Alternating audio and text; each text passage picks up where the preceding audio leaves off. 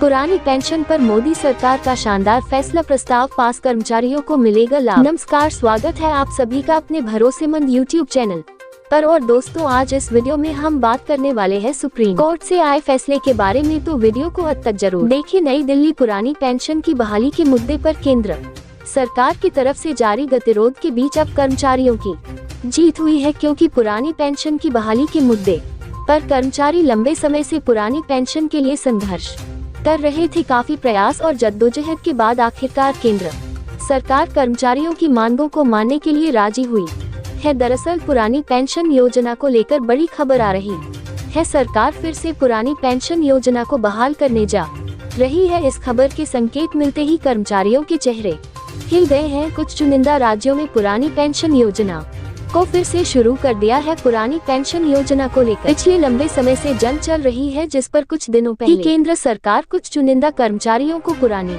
Pension योजना का लाभ देने जा रही है। केंद्र सरकार पुरानी पेंशन योजना के तहत 22 दिसंबर 2003 के तहत सरकारी नौकरी में आने वाले कर्मचारियों को ही बस लाभ देने का मन बना रही है। 22 दिसंबर 2003 के बाद निकली भर्ती के माध्यम से सरकारी नौकरी में प्रवेश करने वाले कर्मचारियों को पुरानी पेंशन योजना का लाभ नहीं मिल पाएगा। उन्हें नेशनल पेंशन स्कीम के तहत पेंशन लाभ दिया जाएगा। इसके साथ ही सरकार ने ये भी साफ कर दिया है कि कर्मचारी चाहे तो नई पेंशन योजना से पुरानी पेंशन योजना में शिफ्ट कर सकता है। यह उसका अंतिम विकल्प होगा। इसका मतलब है कि वह फिर नई पेंशन योजना में स्विच नहीं कर पाएगा। लगातार मांग के बीच देश के चुनिंदा 5 राज्यों में पुरानी पेंशन योजना को लागू कर दिया गया है। इन राज्यों में राजस्थान, छत्तीसगढ़, झारखंड, पंजाब और हिमाचल प्रदेश शामिल है। भाजपा शासित राज्यों में अभी एक भी जगह पुरानी पेंशन योजना लागू नहीं किया गया है। पुरानी पेंशन योजना के मामले में सबसे पहले नंबर पर राजस्थान है। वहीं हाल में हिमाचल प्रदेश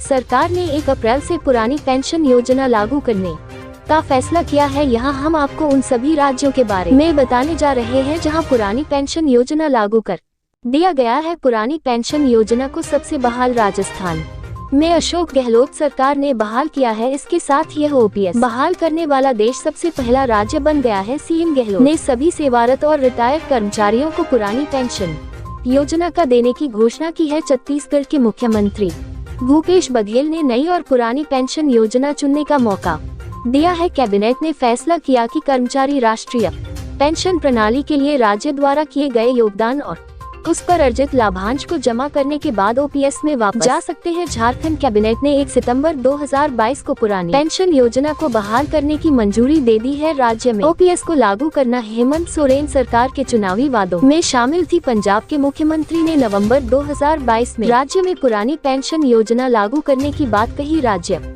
सरकार के इस फैसले के बाद अब 1.75 लाख से ज्यादा सरकारी कर्मचारियों को पुरानी पेंशन योजना का लाभ मिलने वाला है। पुरानी पेंशन योजना को लागू करने वाला सबसे नवीनतम राज्य है हिमाचल प्रदेश। कैबिनेट की बैठक में अपने चुनावी घोषणापत्र में दिए गए वादे के तहत मुख्यमंत्री सुखविंदर सिंह सुक्खू ने ओपीएस को लागू करने को मंजूरी दी। हालांकि अभी भी बड़े पैमाने पर कर्मचारी पुरानी पेंशन की बहाली के लिए संघर्ष कर रहे हैं, लेकिन केंद्र सरकार पुरानी पेंशन की बहाली के मुद्दे पर विचार भी करने के लिए तैयार नहीं है। ऐसे में कर्मचारियों की तरफ से राष्ट्रव्यापी आंदोलन करने की योजना पर काम किया जा रहा है, क्योंकि कर्मचारियों को लगता है कि अगर सरकार से पुरानी पेंशन की बहाली को बहाल करवाना है तो फिर नए सिरे आंदोलन की शुरुआत करनी होगी, जिसके बाद ही सरकार दबाव में आकर पुरानी पेंशन को बहाल कर दे। लेकिन एक चीज साफ हो गई है कि कर्मचारी अब किसी भी हाल में पुरानी पेंशन की बहाली करवाना चाहते हैं, और यही कारण है कि कर्मचारियों की तरफ से लगातार